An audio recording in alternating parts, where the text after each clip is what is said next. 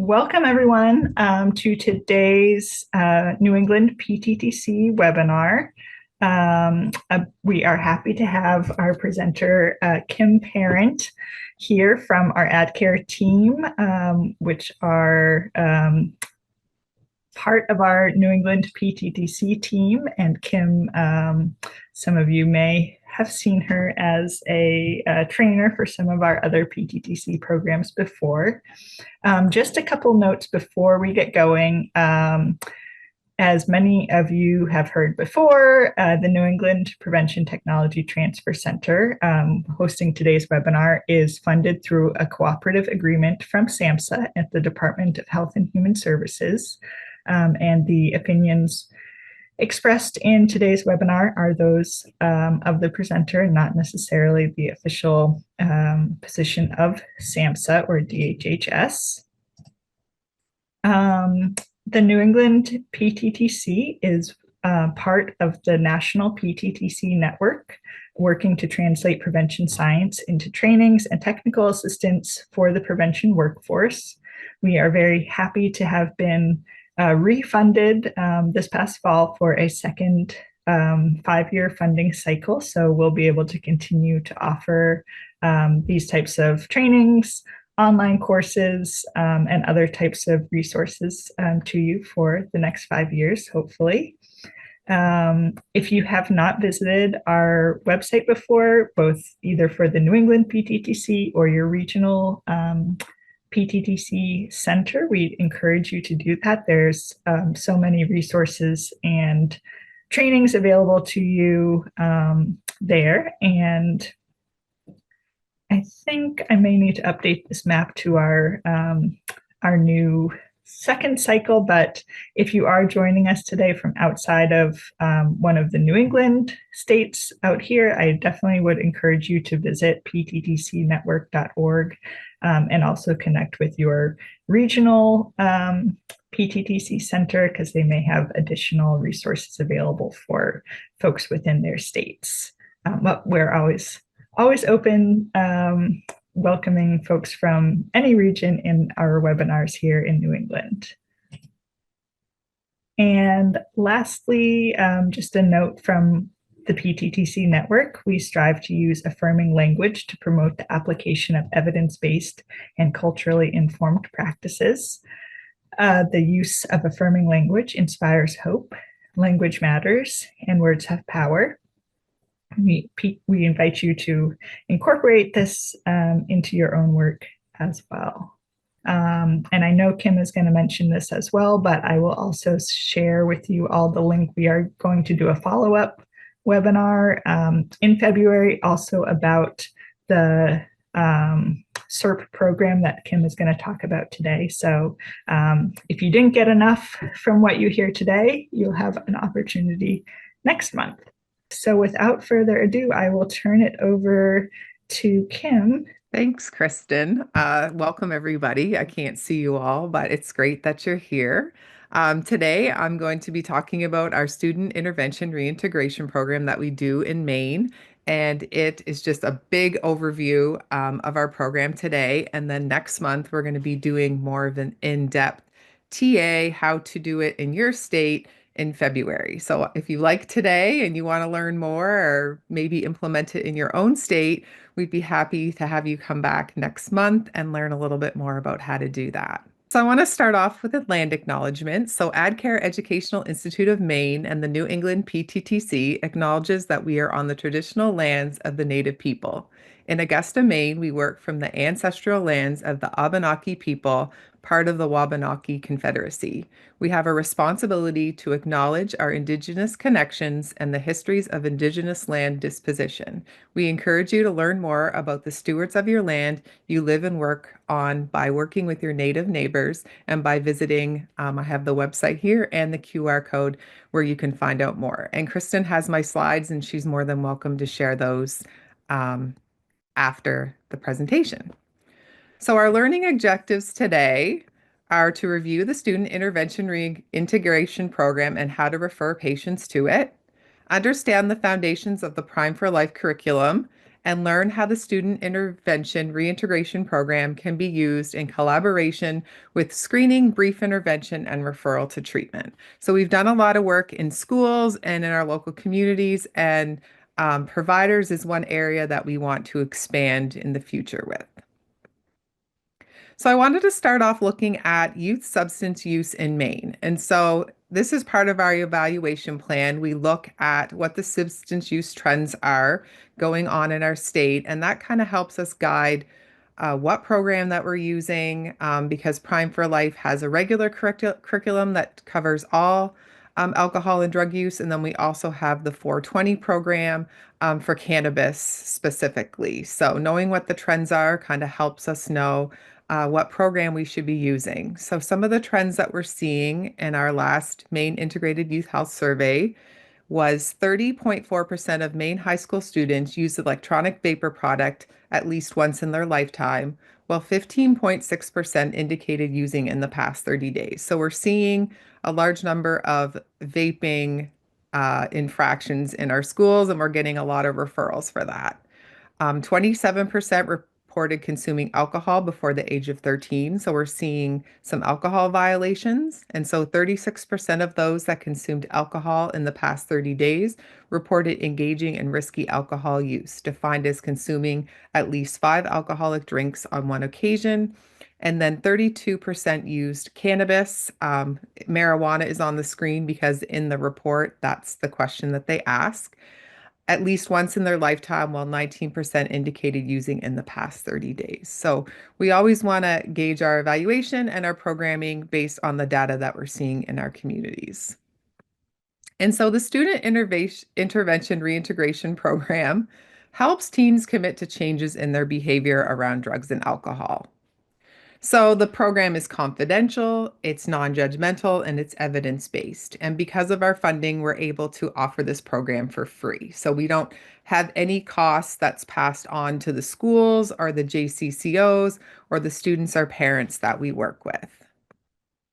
So we provide skills and empower you to make informed decisions. So it's a class, not a class, it's a conversation. So our program that we do is very conversational. It's not just the instructor just throwing out a whole bunch of facts to students. It's a back and forth with them. So we'll talk about the program, and there's a QR code here that links to our website, so you can learn more about our program through our website as well. So this is an evidence-based program, and SERP is a 12-hour educational program for youth who have experiments with alcohol and/or other drugs. There's 3 components to the program: the student, the parent, and community engagement that work together to achieve attitude and behavior changes, resulting in lower risk choices by participants. So we use the 12-hour educational program, Prime for Life, and this program is evidence-based. Our class sizes are 4 to 12 students, and the class is structured more like a conversation than a lecture. And each class is taught by a nationally certified Prime for Life instructor. So why do we use Prime for Life? Prime for Life has 3 different parts to it. The Exploring Unit, which examines the perception of personal risk. So we look at high risk and low risk choices, and students learn, about their tolerance. They learn about what's a standard drink, and they learn some low risk guidelines. The Reflecting Unit illustrates the progression towards addiction and allows participants to assess where they might be on that path. So we go through low risk choices and then what starts happening when people start making high risk in their choices and what it looks like when someone is addicted to substances. The Protecting Unit guides preparation for personal change. So in the 3rd unit of the program, they plan for their future. So are they looking to make a change in their low risk choices, or do they have a goal that they want to work on? And we kind of work through different stages to get to that goal that they choose. So we use persuasion and motivational protocols. We utilize principles and processes consistent with motivational interviewing and the trans-theoretical model. So the students, they freely engage in a comfortable environment where thoughts, feelings, and self-reflection are encouraged. So they discover the impact of their environment, their friends, values, and personal choices, and what that means for their future. They learn steps involved in low-risk decision making, and they're introduced to beliefs designed to elicit positive change and encourage risk reduction. So we also have a parent component. So informational meetings are conducted with parents and caregivers of youth who attend the program. So we distinguish between SERP and treatment. So SERP is not a treatment program, it's actually a pre-treatment program. We share information about area resources for substance misuse and mental health services. So maybe there's a student that is in the program that may need more than what we're offering in SERP. And so we work with local prevention partners to link parents and students with those resources that they need. And then we follow up with families and youth to encourage success. And then we have community champions. So I am one person who runs this program for the state of Maine, but Maine is a very large state, and I'm sure you're in a lot of large states as well. And so we rely on our local prevention partners to help us promote the program at the local level. So they help build community resources, readiness, and help us get referrals to the program. And so after taking the class, students showed an increased understanding of the effects of alcohol and other drugs. They had an increased awareness of personal risk, an increased ability to identify personal values surrounding use, an increased motivation and intent to reduce use, and that we had a high participant satisfaction rate. So all students who completed the 30-day follow-up survey indicated a decrease in their use. And evaluation is an important part of our program. So we do evaluation because it assures the program is providing high-risk youth with positive outcomes. So we ensure that the fidelity of the program, because we want the program to be taught to fidelity. We monitor referral and completion of the program, and we measure participants' attitudes and knowledge of substance use, behavior change, and satisfaction with the program. And so the evaluation that we do is we have a class instructor follow-up survey. So every person in every class that taught has a survey. So we gather data from that. And we have a pre-program survey. So students do a survey before they take the class. They do a post-program survey. Then we have a 30-day follow-up survey and a 60-day follow-up survey. And so this year in our evaluation plan, we decided to just do the 60-day follow-up survey. We don't want students to be getting all these emails with a bunch of surveys. We want to be able to collect that long-term data. So we're working on getting the 60-day follow-up survey data this year. So survey tools allow us to collect data that measure successes and challenges of the class from the instructor and the youth perspective, any change in the youth's attitudes and knowledge around substance use, an intended change in the youth's behavior around substance use, and actual change in the youth's behavior around substance use. And so how do you make a referral? So we have our referral site, which is mainserp.net, and there's a QR code that will bring you right to our referral source. But we're going to have some slides that later on that are going to show you what it looks like. So who can refer? Really anyone can refer to our SERP program. So we work with principals and school staff, school resource officers, coaches, and mentors. We have parents and guardians who refer. They may feel like their youth has a problem and they're looking for help, and they'll reach out to us and refer their student to the program. Foster parents, so we get a lot of referrals from DHHS, and the student themselves can refer. And then on the law enforcement side, any law enforcement sheriff's office, district attorney's offices, judges, we're getting a lot more lawyers who are being preemptive and having putting referrals in for their clients, and then juvenile community corrections officers. And then the one area that we're really trying to reach out to this year is providers. So pediatricians, counselors, case managers, OT, speech, dentists, really anybody can refer to this program. So if they feel a young person in their life is making high-risk choices around drugs and alcohol, then this program could be helpful for them. And so within the referral process, we want to identify youth who can benefit from SERP. So what does it mean to be high risk? And what does it mean to make high risk decisions? So is the student doing that?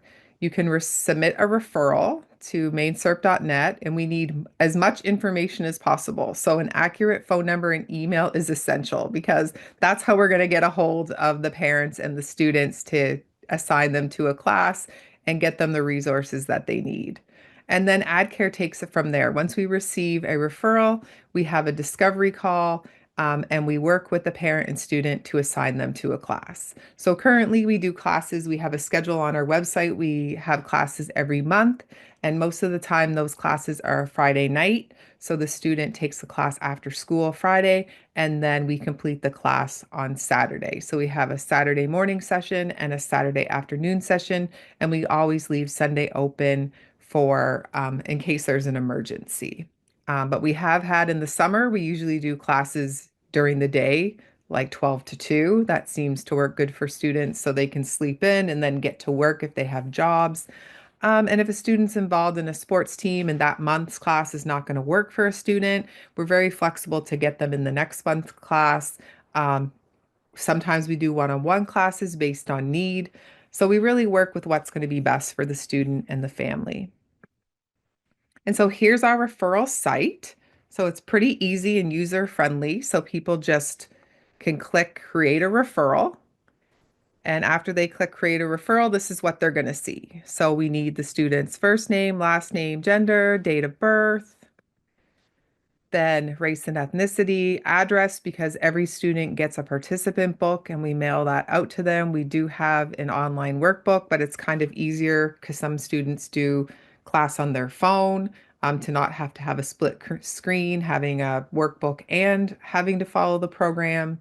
So we mail a workbook out, a phone number, because we do offer texting to remind students that class is coming up, or if they don't show, we like to text them and find out what's going on, to get them into class or assign them to a new class.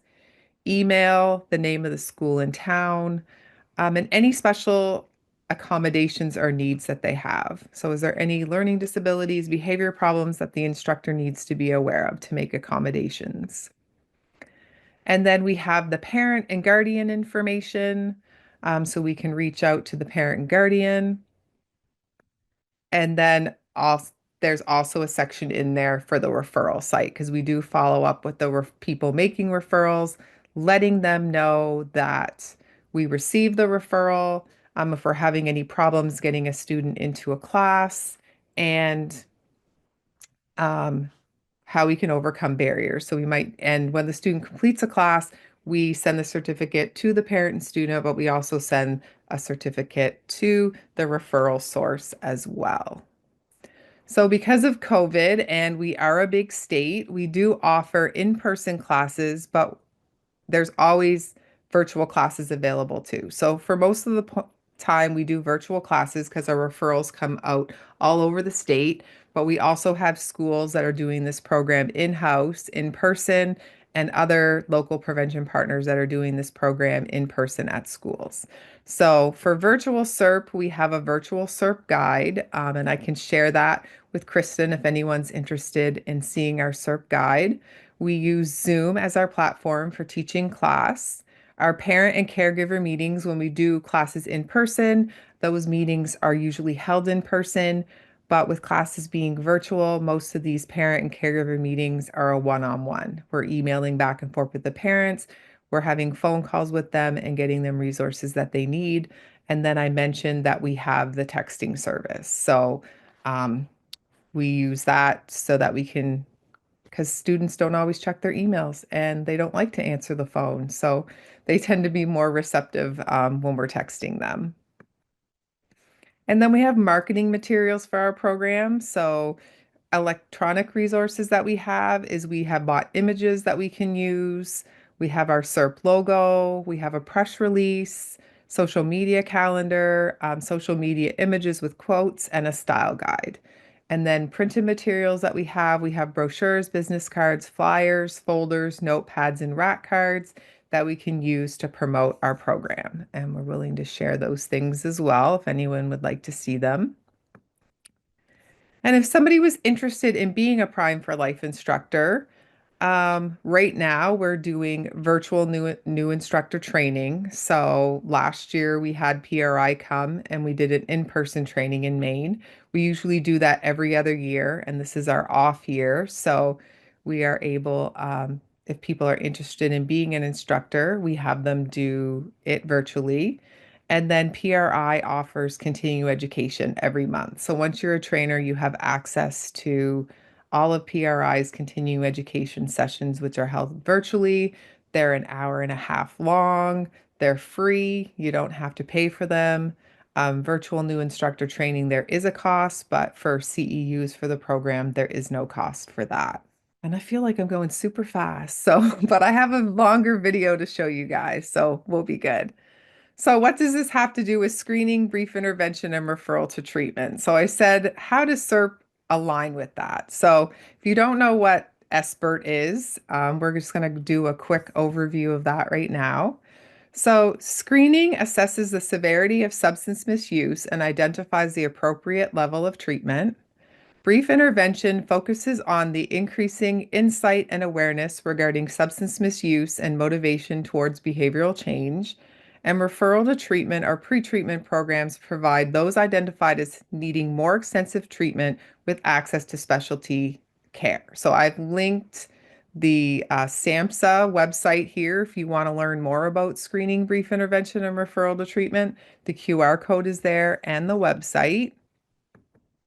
And so most providers are using the craft with youth and identifying if what they need to do with that youth substance use, or if they even have any substance use. So if a student takes this questionnaire and they're identified as low risk, then no further intervention is needed.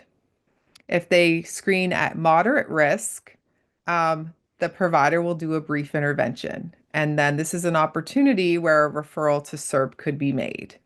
If they're moderate to high risk, again, the provider will do a brief intervention and referral to CERP could be possible. And then if they have severe risk to dependency, then they'll be referred to specialty treatment. But they can also refer to CERP because CERP is a pre-treatment program. And there's some research out there by PRI that shows students who take CERP first as a pre-treatment are more successful in treatment later on. And we know some of the states we live in, there's a wait list to get into counseling or to treatment. So doing CERP in the meantime is a good option for that student to learn that education. So now I'm going to show you our SBIRT example, and this video was done by AdCare and Maine CDC for school-based health centers to kind of show an example of screening, brief intervention, and referral to treatment. And after we watch the video, I'll tell you how CERP could be incorporated into this conversation.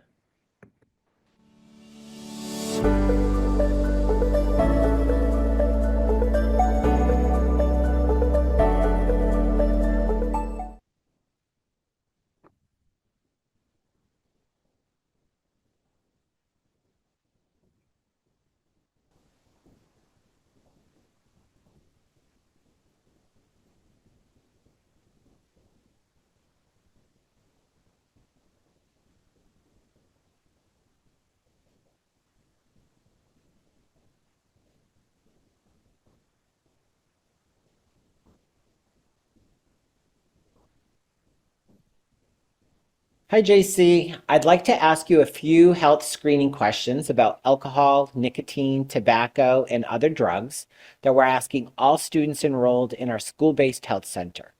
There'll be no written record of your answers that includes information that personally identifies you. Anything you tell me will be kept as confidential as possible. One instance where this information would not be kept confidential is if something you say indicates that there is an immediate risk to your safety or the safety of someone else. In any case, we would work together to figure out next steps and how to best support you. Do you understand? Yeah, that makes sense. Is it okay to ask you these questions? Sure. During the past 12 months, on how many days did you drink more than a few sips of beer, wine, or any drink containing alcohol? Well, I've been to a few parties with some of the seniors this year, who always have drinks there, and when I've gone, I've sometimes had some too. Okay, we're going to continue going through these questions, but I'd like to circle back to this one a little later. During the past 12 months, on how many days did you use any marijuana? When I say marijuana, that's cannabis, weed, oil, wax, hash, and it includes medical or retail. 0. During the past 12 months, on how many days did you use anything else to get high, like other illegal drugs, pills, prescription or over-the-counter medications, or things that you sniff, huff, vape, or inject? 0. During the past 12 months, on how many days did you use a vaping device containing nicotine or flavors, or use any tobacco products? These could include e-cigarettes, mods, pod devices like a Juul, disposable vapes like a Puff Bar, vape pens, e-hookahs, or traditional cigarettes. No, none of that. Have you ever ridden in a car driven by someone else or yourself who was high or had been using alcohol or drugs? No. Thanks, JC. We just have a few more questions to go through together. Do you ever use alcohol or drugs to relax, feel better about yourself, or fit in? Well, yeah, maybe to relax when I'm uncomfortable at those parties. Do you ever use alcohol or drugs while you're by yourself or alone? No, just with my friends. Do you ever forget things you did while using alcohol or drugs? I just had a hard time remembering how I got home from one of those parties, but I think my friend dropped me off. Do your family or friends ever tell you that you should cut down on your drinking or your drug use? Well, I don't think they know that I've tried it, so no. Have you ever gotten into trouble while using alcohol or drugs? No. Thank you, JC, for answering so honestly. I'd like to go back and talk a little more about what you shared about having a few drinks at some parties this past year. Can you share a little bit about your experience? What did you like about it? I mean, for me, it was more just like hanging out with my friends and stuff. I just had the drinks because they were there and everyone I came with was trying them. It was mostly just for fun. So you enjoyed being out with your friends and getting the chance to have some fun. Is there anything that you didn't really like about those experiences? Not really. I just didn't feel that great the next day, which wasn't my favorite. And like I said, there was that one time I don't remember how I got home, which was weird because I do have a really good memory. It sounds like some of the physical effects of drinking weren't enjoyable for you, like waking up, not feeling well, and not remembering everything that happened. Can you tell me what you know about the risks of using alcohol? I don't really know. I mean, just that drinking and driving is super dangerous, and that when someone drinks too much, they get like dizzy and stuff. Yeah. Those are definitely both concerns people have with alcohol. Do you mind if I share a little bit about how alcohol can affect you during the teenage years, aside from the things that you already mentioned? Yeah, I guess that's okay. I just really don't want to get in trouble. You're not in any trouble, JC. I just want to make sure you have accurate information about substances like alcohol so you can make the most informed choices about what your health and safety moving forward. So in the immediate, alcohol can definitely affect your ability to drive and your coordination because it slows brain activity and depresses the central nervous system. It can affect things like memory, your ability to think clearly, and for young people, it can change how your brain develops, making it harder to learn. It can also affect decision making, and over time, it can increase your risk for developing mental health issues like anxiety and depression. What are your initial thoughts about that? I mean, none of that sounds super great. I guess I didn't realize that it can impact my mental health in the long run. If I were to ask you on a scale of 1 to 10, 1 being not ready at all and 10 being very ready, how ready do you feel to reduce your alcohol use or to stop drinking altogether? Probably like a 6. And JC, can you share why you picked a 6 and not a lower number like a 3 or a 4? I've only drank a few times and always at parties with other people, so I don't think avoiding it would be that hard for me. Plus, I don't really like how I felt after the last time. You feel ready to make the change to stop using alcohol, even at parties with friends. And you're motivated by the fact that you don't want to feel sick the next day. Does that sound right? Yeah, I was already kind of thinking about stopping anyway. On a scale of 1 to 10, how confident are you in your ability to make this change? Probably like an 8. It's not like I'm drinking all the time or anything. So, given what we've talked about so far today, what do you think some next steps might be in making these changes? I think making a point to avoid parties that I know alcohol is going to be at, or if I do go to one of them, make sure I tell one of my friends that um, hasn't been drinking at them that I'm not going to be either to help me stick to that decision. My friend Mariah doesn't drink at all, and I know she would help me stay away from that stuff.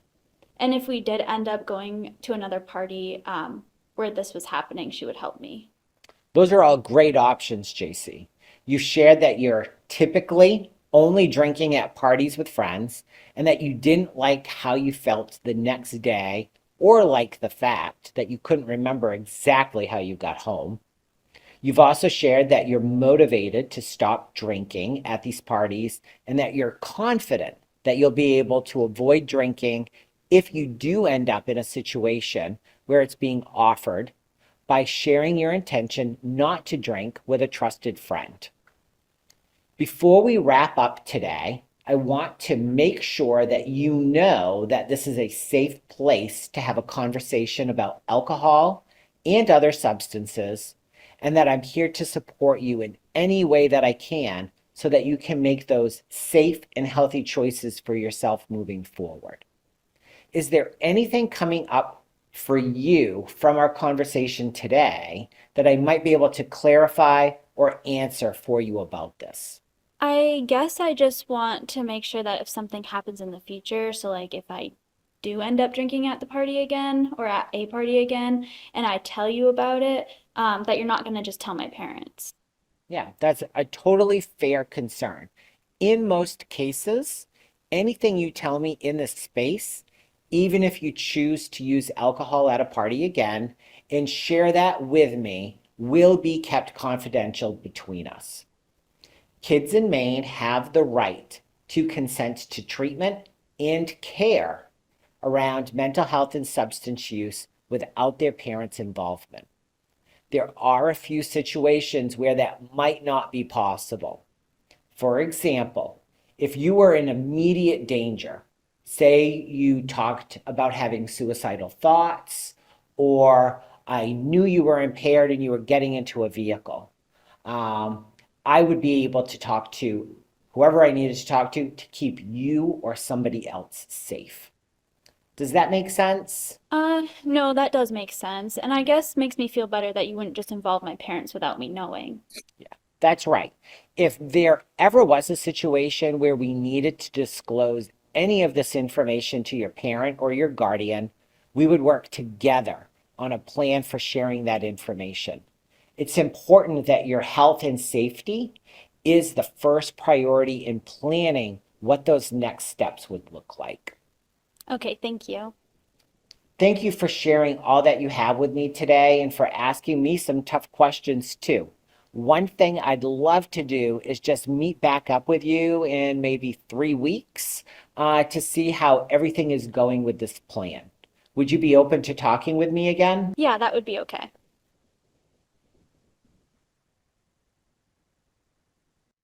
Okay, so when he was talking to her about like, I'll meet up with you in 3 weeks, before he did that, that would be an opportunity where he could bring up SERP and say, hey, you've been making these choices. I think it would be a good idea for you to attend this program. What do you think about that? So that would be an opportunity to kind of incorporate the SERP program into that screening, brief intervention, and referral to treatment.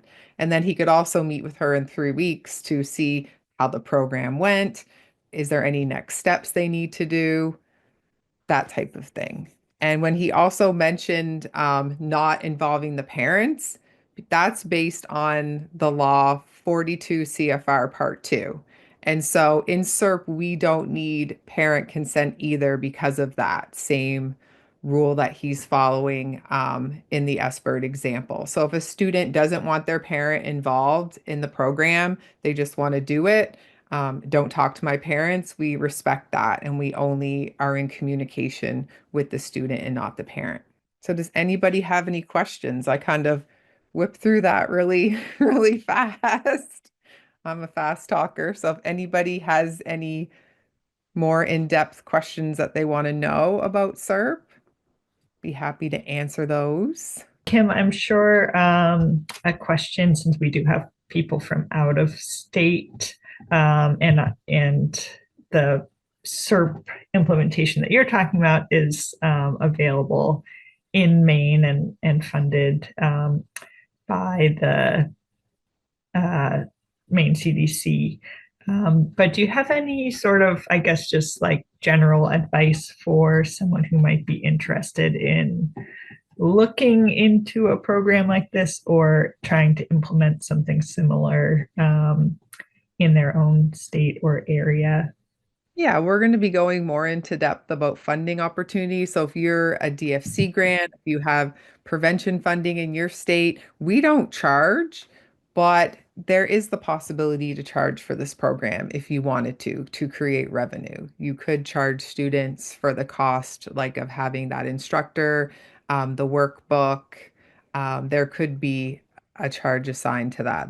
If you get caught for driving under the influence of Maine, they also use the Prime for Life programming. They just do a 20-hour plus version of the class. They use the 20-hour curriculum, but there's a lot of pre-assessment and other stuff that goes into the program. But those participants are charged a fee to take that class.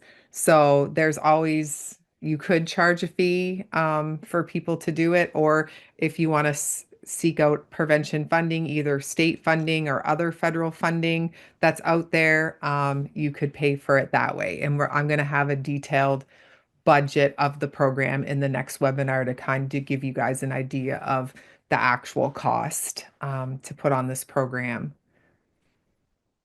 I think Maine CDC, when we presented this at the NPN conference, said it's about $100,000 is the budget that we work with in Maine.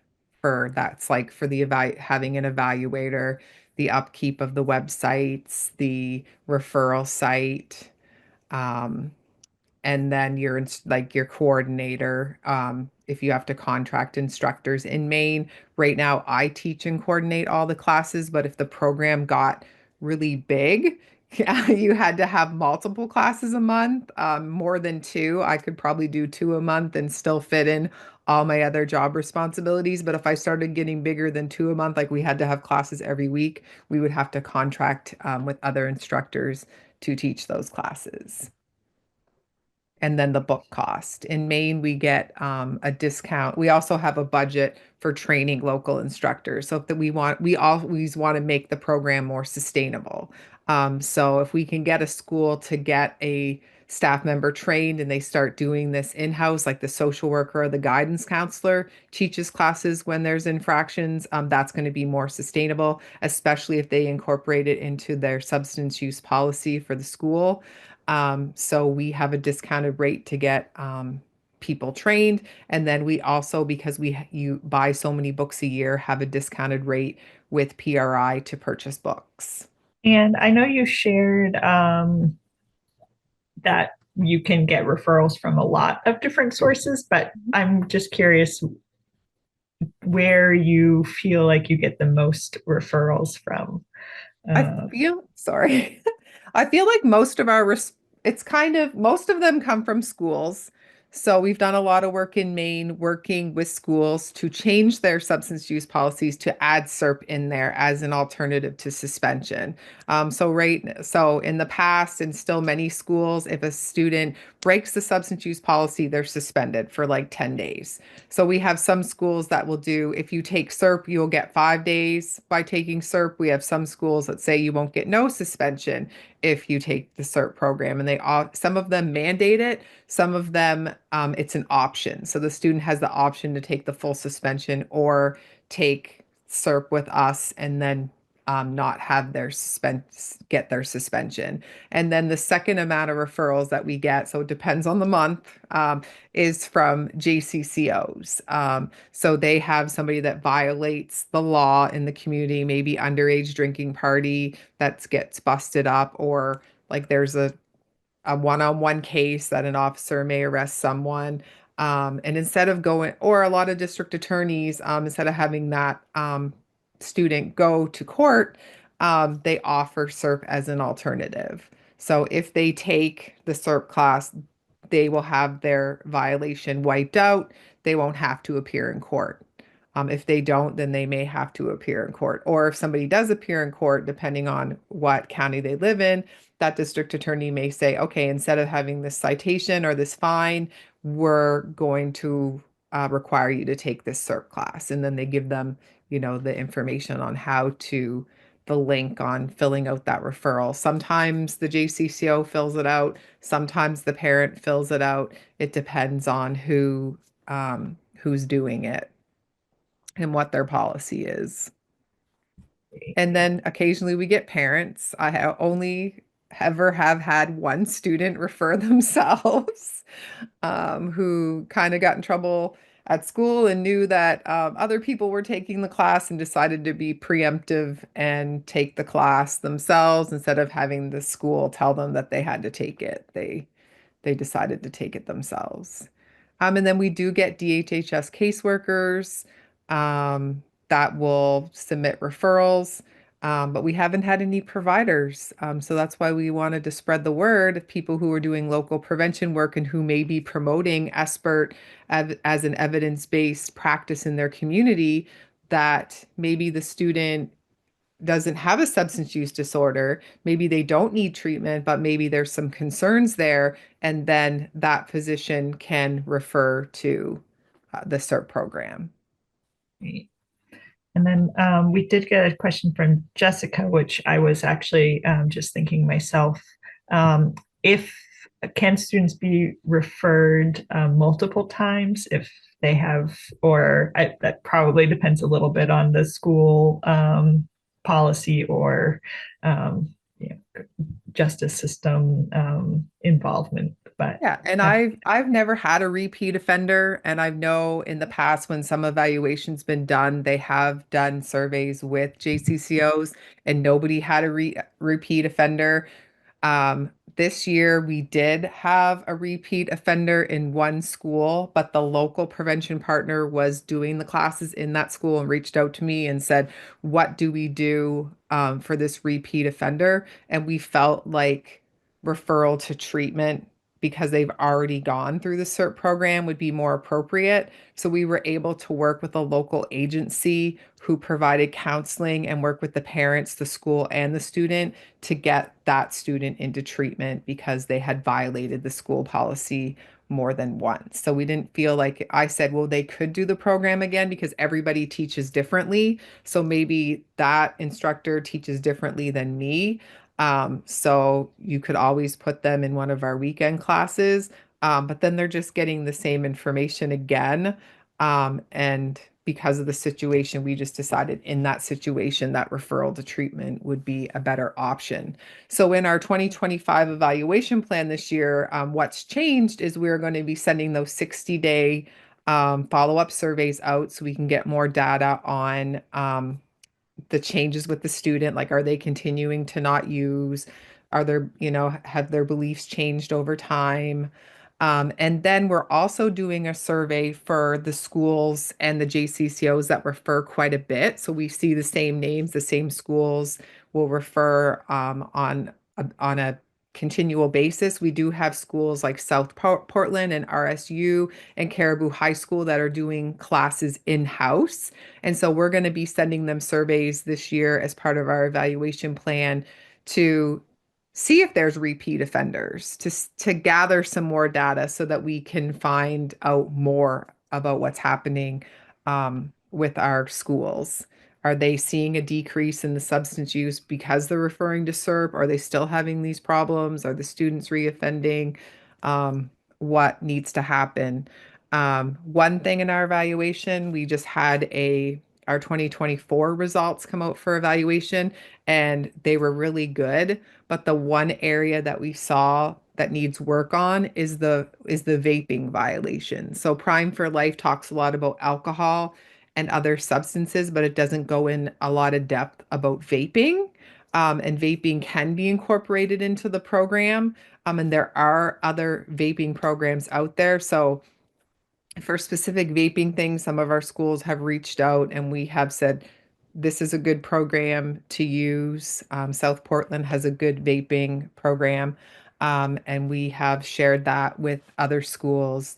But PRI is doing a version 10 that they're coming out with. So we're really hoping that we're going to see more vaping information in version 10. And Jessica added NOT is a good vaping program. Okay, maybe that's what it is. We use Prime for Life and SERP, but we're always open. It's the referral that if there ever comes a program that we feel like may be more beneficial, then it doesn't mean you have to use Prime for Life in your SERP. That's the program we chose to use, but there's other prevention programming out there that when they're referred, like we said, if we know what this in the referral, it asks what substance the student's using. So if it's cannabis, Prime for Life has a 420 program. If it's multi-substance use, then the main Prime for Life program is the best.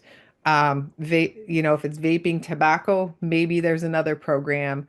If version 10 doesn't have what we need for vaping and we have a lot of vaping infractions, maybe we look into incorporating a better vaping program like in it. So when we have all the vaping violations, we just put all those students in that one class and then we do this program with them. So, it's open to whatever you wanted, like whatever you feel is the best evidence-based program. And probably depending on the substance that you're getting in the referrals will determine what kind of programming you want to do. Yeah, and thanks for making that distinction that the kind of the SERP structure is different from the specific curriculum that you're using. Yeah, we choose that curriculum, but there's other curriculums out there.